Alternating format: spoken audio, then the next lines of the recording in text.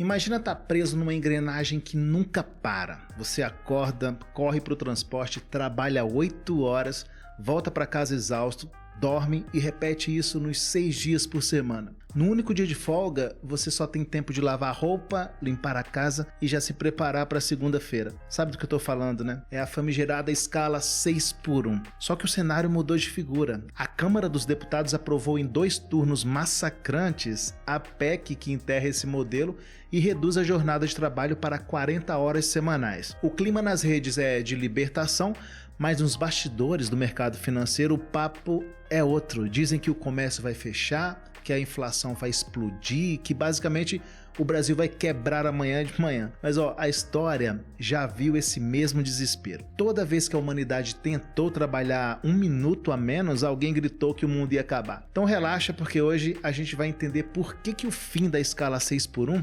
mexe tanto com a nossa cabeça, com o nosso bolso e com o próprio conceito de civilização. Mas antes, verifica aqui embaixo se você já é inscrito no canal, deixa o seu like e ativa as notificações. Dito isso, vamos direto ao que interessa. Se você acha que ter o sábado e o domingo para descansar é um direito natural, que caiu do céu, na verdade a realidade é bem diferente. Para entender como fomos parar nessa loucura aí de trabalhar 6 dias e folgar 1, a gente precisa voltar um pouquinho no tempo, lá para a Inglaterra no século XIX, no auge da Revolução Industrial. Naquela época, o trabalhador médio ali não tinha direito a quase nada, sabe? A rotina nas fábricas era de 14 a 16 horas por dia, de segunda a sábado. O domingo era livre, mas era só porque os donos das fábricas eram muito religiosos e achavam que as pessoas precisavam ir para a igreja para não virarem pecadoras. Só que o corpo humano, ele tem limite. Os operários ingleses ficavam tão moídos que começaram a faltar nas segundas-feiras para conseguir recuperar da cachaça, do cansaço físico. Isso gerou um fenômeno cultural chamado Santa Segunda-feira. O sujeito simplesmente não ia trabalhar na segunda porque precisava viver um pouco. Vendo que a produção estava virando uma bagunça, os industriais tiveram que ceder e criaram o descanso num sábado à tarde. Foi aí que, nesse misto de pressão popular com a necessidade de organizar a produção, nasceu o conceito moderno de fim de semana. A grande ironia é que a escala 6x1 que a gente defende ou ataca hoje já foi vista como uma grande concessão capitalista no passado. Antes disso, o camponês medieval trabalhava de sol a sol, mas o calendário da Igreja Católica era entupido de feriados compulsórios, dia de santo. Enfim, alguns historiadores apontam que, somando tudo, o trabalhador da Idade Média folgava quase 4 meses por ano.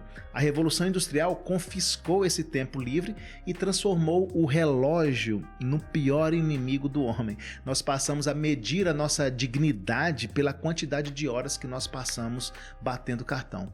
Aliás, eu tenho um vídeo, vai passar no card aqui em cima em algum momento, para que vocês acompanhem como que o relógio transformou a nossa vida nessa bagunça que é hoje. Mas entrar no debate da escala 6x1 hoje, no fundo, é questionar um modelo de sociedade que foi montado 200 anos atrás para atender máquinas a vapor, não seres humanos com conexões tão complexas. Preste atenção quando você entrar num supermercado, numa farmácia ou num shopping, aí no próximo domingo quando você for, quem que tá atrás do balcão, né, operando caixa, limpando o chão? Esse pessoal é quem carrega o piano da escala 6x1 nas costas. A aprovação dessa mudança na Câmara não vai afetar o trabalhador de escritório ali de uma grande multinacional que já faz 40 horas semanais de segunda a sexta. O impacto real vai direto na veia do setor de comércio, de serviços, de hotelaria, que são justamente as categorias que ganham os menores salários e enfrentam as jornadas mais desgastantes. É o repositor do mercado, é a frentista do posto, o atendente ali do fast food.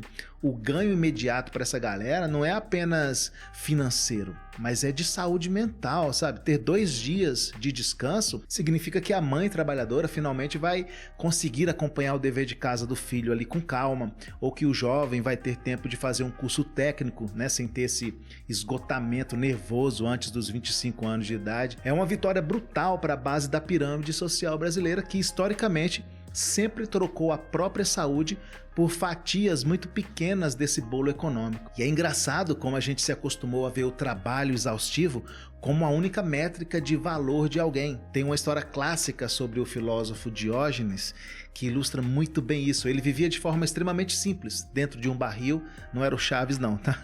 Um dia ele estava lavando ali algumas lentilhas para fazer uma sopa barata, quando outro filósofo, Aristipo, né, que vivia do luxo, bajulando o rei, passou e disse: se você aprendesse a agradar o rei, não precisaria comer lentilhas. Diógenes, então, ali sem perder a pose, respondeu de volta: e se você aprendesse a comer lentilhas, não precisaria passar a vida bajulando o rei. A escala 6x1 obriga o trabalhador brasileiro a passar a vida agradando o sistema só para conseguir o básico, né? Ter 2 folgas na semana é dar a chance de o cidadão comum comer aí as suas lentilhas em paz, com o tempo de olhar para o céu e lembrar que ele é uma pessoa, que não é apenas uma engrenagem descartável. A gritaria do setor empresarial foi imediata, vocês perceberam, né? Assim que os votos foram contados no painel de Brasília, a narrativa de que reduzir a jornada vai quebrar o comércio, fechar pequenas empresas, causar demissões em massa, parece um roteiro de filme de terror econômico. Mas, na verdade, se a gente puxar o histórico de todas essas grandes reformas trabalhistas no mundo, o argumento patronal é exatamente o mesmo desde o século XIX.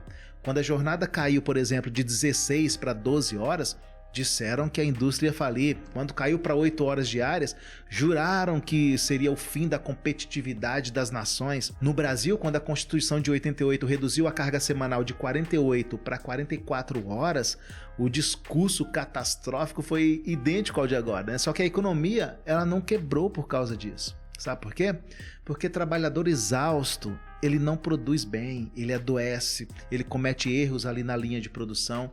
A lógica de que mais horas trabalhadas geram mais riquezas é uma falácia, tá? E ignora a eficiência tecnológica, o fato de que as pessoas descansadas rendem muito mais em menos tempo. A visão tradicional de mercado ainda é muito apegada ao pensamento de Adam Smith lá atrás, focada na divisão extrema do trabalho e na maximização do tempo do trabalhador. Mas os tempos mudaram, tá? O próprio Henry Ford, que não tinha nada de comunista, não era um barbudo esquerdista, ele percebeu ali nos anos 1920 que se ele não desse o sábado livre para os operários dele, ninguém teria tempo para usar e comprar os carros que a própria fábrica da Ford produzia. O consumo precisa de tempo livre. Se o trabalhador passa 6 dias trancado ali no emprego e o 7º dia deitado na cama tentando curar uma enxaqueca de cansaço, ele não consome cultura, ele não vai ao cinema, não viaja, não movimenta o comércio local.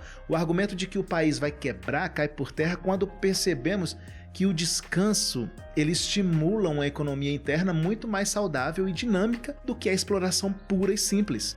E enquanto o Brasil engatinha para tentar aí garantir 2 folgas por semana, o resto do planeta já está discutindo a semana de 4 dias de trabalho. Países como Reino Unido, Islândia, Alemanha, África do Sul, eles fizeram testes práticos de larga escala, reduzindo a jornada para 32 ou 36 horas semanais, sem mexer no salário de ninguém. E adivinha o que aconteceu? O apocalipse econômico não veio. Pelo contrário, os relatórios desses experimentos mostraram que a produtividade das empresas aumentou, o faturamento subiu e o número de pedidos de demissão por esgotamento despencou drasticamente. Na Islândia, por exemplo, quase 90% da população trabalha nesse formato mais enxuto.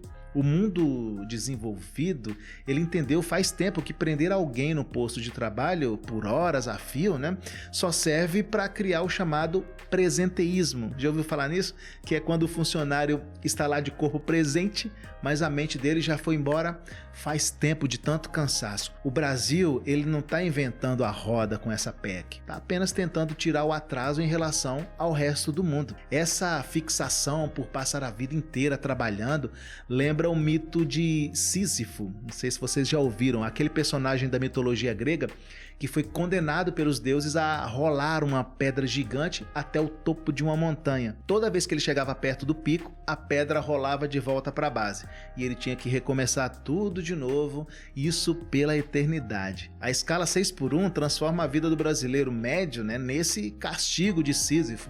O sujeito empurra a pedra aí de segunda a sábado, num domingo a pedra rola para baixo e o ciclo recomeça na segunda-feira. Mudar essa estrutura não é um capricho, mas uma necessidade para romper com esse absurdo existencial onde o trabalho deixa de ser um meio de vida e passa a ser a própria finalidade da existência humana. A gente precisa urgentemente resgatar o verdadeiro significado da palavra ócio, que a nossa sociedade industrial transformou em sinônimo de vagabundagem.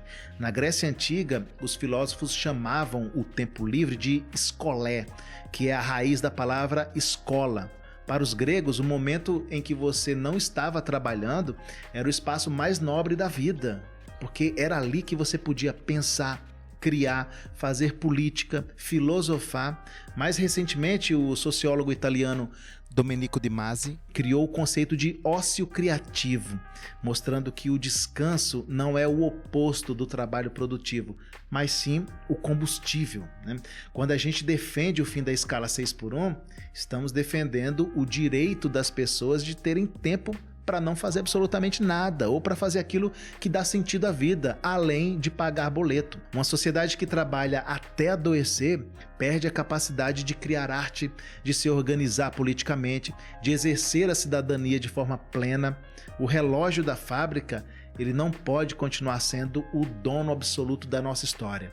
No século XIX, o filósofo Paul Lafargue escreveu um manifesto brilhante chamado O Direito à Preguiça. Ele dizia que a classe trabalhadora tinha sido ludibriada por uma moral burguesa que santificava o sofrimento e o esforço físico exagerado. Lafargue argumentava que o progresso das máquinas deveria servir para reduzir a nossa carga de trabalho para poucas horas por dia, deixando ali o resto do tempo livre para o prazer, para o estudo, para a convivência com quem a gente ama. Meio século depois, Bertrand Russell escreveu o ensaio Elogio ao Ócio, defendendo a mesma tese de que se todo mundo trabalhasse menos, haveria emprego para todos e a sociedade seria infinitamente mais feliz e menos violenta. A aprovação do fim da escala 6x1 na Câmara é um pequeno passo prático na direção desse ideal filosófico que os maiores pensadores da humanidade já defendem há séculos. A votação na Câmara foi um passo gigantesco, mas a batalha ainda não acabou porque o texto agora precisa passar pelo crivo do Senado. Eu não sei em que momento você está vendo esse vídeo,